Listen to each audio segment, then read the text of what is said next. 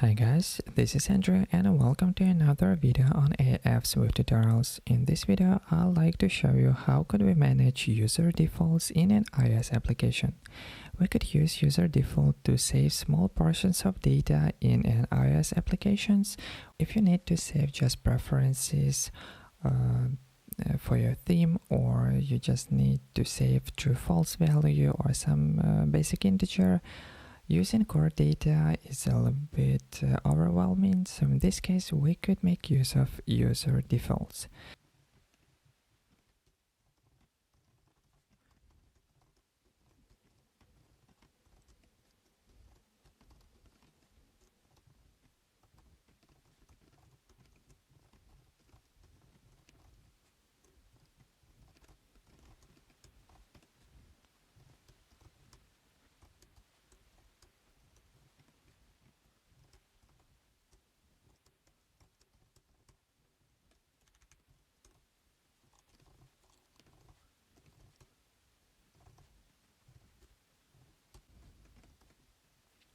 Alright, here we have a class prefs.